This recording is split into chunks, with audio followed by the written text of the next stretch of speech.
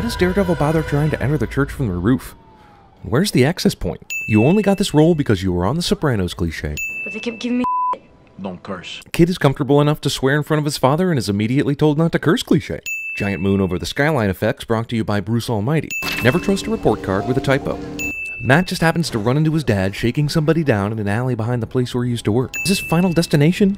How many barrels of biohazardous material does Matt have to navigate through to run away from his disappointing dad?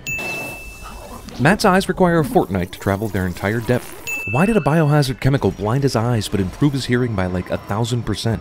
Because if it was just that going blind boosts your other senses thing that did it, then why don't all blind people have like this visual radar hearing ability? But most amazing of all, my sense of sound gave off a kind of radar sense. Sense. Hey, Murdoch! Round 2. These bullies waited like 6 months in between beatings? Geez, did this referee just start counting at the number 10? Boxing is so rigged that a fighter that was supposed to take a dive wins dishonestly. There aren't thorns inside the actual rose flower, only on the stem. And you can clearly see that he doesn't grab any of the stem in his fist, so there shouldn't be any blood coming out. I would keep my promise. I would help those that others wouldn't. I would seek justice. I thought the promise was just that you would go to law school and never give up. Daredevil sleeps in water but doesn't wake up with wrinkly skin. Movie came out in the age of debit cards but has Murdoch using cash so we can get more reminders about how he's blind. I certainly enjoyed every minute of it. Is there any more guilty sounding sentence for an accused rapist to say while on the witness stand? What does he do on the nights when the window washers don't leave their hanging on the building at perfectly spaced intervals for jumping? Like, does he ever jump off the building and go, oh, the window washers put away their stuff? Did the chemicals that blinded him also give him super jumping ability? He just jumped like 50 yards. Pointless PG-13 pseudo-nudity. A dozen guys with guns can't hit a blind guy in a shiny red suit. Bad guys shoot Daredevil while he jumps down, but then forget how guns work when he lands. Yet another hero surrounded by bad guys, but ganging up on him never occurs to anyone. You pretty much have to be Daredevil to follow any of this poorly lit and rapidly edited fight scene. Even Daredevil would have to admit that beating ass to Nickelback is pretty lame. Back to guns here, machine guns no less, but somehow even worse aim. Everyone ran out of bullets again. Back to punching. Quesada runs out of the bar, and for some reason Daredevil allows him to leave, apparently so that he can run all the way back up to the roof and jump all the way back down again. As Daredevil walks down the stairs, the countdown time on the clock goes from 1:55 to 1:37 in the next shot. Supposedly a train is coming into the station, but it never stops, and there's no express track going through this station. Then, oh so conveniently, yet another f***ing train comes through, not even a minute later, so that Daredevil can be temporarily driven insane by the noise, and it also doesn't stop. The MTA is a dick to New Yorkers. Go to hell. How f***ing long do you have to wait to pull the trigger after telling someone to go to hell? Daredevil's a straight-up murderer. Whatever his motives, he's no hero. He's part of the problem. Holy if he knew this was gasoline and he threw fire at it anyway, with a bunch of cops standing around, that's totally a crime. And also, how the f*** did he know that? Also, non-visionary comic book adaptation director rips off The Crow. Oh, come on! No amount of unexplained radar hearing will help him accomplish this bull.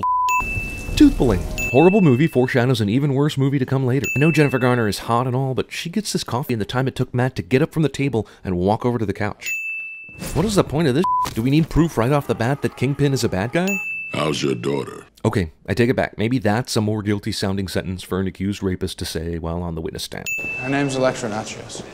Well, she sounds like a Mexican appetizer. Movie thinks it could absolve itself of a really stupid character name by making a joke about it, and a kind of racist joke at that. So anyone whose heart beats faster is lying, and anyone whose heart doesn't is telling the truth? What about a bad crazy person that thinks they're telling the truth? Or a person on drugs? Or just a really good liar? These people are gonna call the cops now, right? Why was this dickhead cabbie speeding through this street anyway? The traffic is obviously slow moving right here, and he was gonna have to put on his brakes anyway. Okay, thanks, sir. No need to check anything else, I guess. Enjoy your flight. I don't know why anyone bothers to lock anything in movies when they can be unlocked by anything straight and metal. I understand the cop was found to be lying, but when a murder case happens, isn't there a team of detectives that check out the victim's apartment later? Shouldn't there have been evidence that Matt could look over without having to break in? When it rains, it's like there's a rooftop on the world. Just then, it's like I can see again. You can already see with the radar hearing thing. I know this is a movie, but this is literally the second time they've met and about the 15th minute they've spent together. Matt, what's wrong? So wait, this fight started while Matt was kissing Electra? And then he leaves, supposedly goes to his apartment to put on the Daredevil costume, comes back, and this fight is still going on? And the Kingpin's henchman is still asking the same stupid questions? Discount older, fatter Eminem. I'm not the bad guy, kid. By my count, we're halfway through the movie, and you've committed murder, stalking, assault, breaking and entering, and evidence tampering. You are the one who knocks, bro. Throughout this scene, Favreau's tossing this ball back and forth to himself, and there are definitely no spare balls on the table right below this picture and near his coffee. But then after he shoots it, he suddenly has a couple spares sitting there so he can still have something stupid to do with his hands during the scene. Nothing bad is gonna happen. Promise. Nothing bad is gonna happen, I promise, cliché.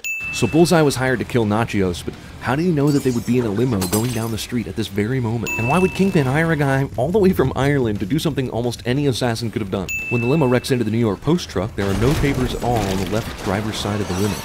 But then in subsequent shots, there are papers everywhere. Evanescence.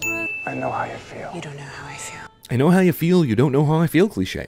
Wow, what are the odds that Matt would take a cab with the exact same serial numbers as the one he passed walking in the street earlier in the movie? Every number and letter in a sequence can be rotated 180 degrees to be something completely different, cliché. Even in 2003, this looks like the fakest website ever created. Who's dropping these bags of sand? Are they on a timer of some sort? How much preparation does that take to set up? And why doesn't she do it outside so she doesn't make so much of a damn mess? Look, I know Daredevil has some acrobatic skills, but the laws of physics still apply, right? How can you jump up a building like this without building up any speed? Seriously? This was a surprise? Are these people in the Matrix? NYPD Aviation. Do helicopter cops actually have to identify that they're air cops as opposed to street cops before arresting someone? This is supposedly to get us back to where we left off in the beginning, but everything in the background has changed. There was a huge wall in the background, and the Empire State Building, and tons of other stuff. And how did he get to the top of the church again? There are no neighboring buildings where he could have jumped onto the church's roof. And if he merely climbed the church, why did he? He's just gonna go inside anyway. I understand Bullseye is amazing at throwing things and hitting the target, but I was unaware he was amazing at finding people in random locations. So wait, Daredevil can fly now? I mean, why does he even need grappling hooks and Movie unintentionally inspires Spider-Man 3. Okay, so we know Bullseye is deadly accurate throwing everything, so this is total bullshit that Daredevil backflips in a straight line and manages to evade every single projectile that Bullseye throws at him. Movie unintentionally inspires an entirely different part of Spider-Man 3. Like they're just gonna let a reporter drive his personal vehicle right up to the front door of the sealed-off building they're about to have the SWAT team enter. Bullseye. Villain just so happens to have an office with water running through it, so that when it springs a leak, Daredevil's raindrop eyesight kicks in. I'm not the bad guy. See, now that he's learned it's wrong to kill, he's ready to play Batman.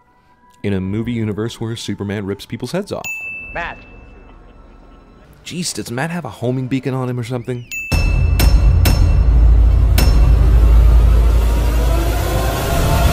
Double overtime down at the docks. Justice is served. Ever since CinemaSins began, the most requested thing has been TV Sins, and now it's a reality. Click the link in the description below to check it out. And now, the audio outtakes.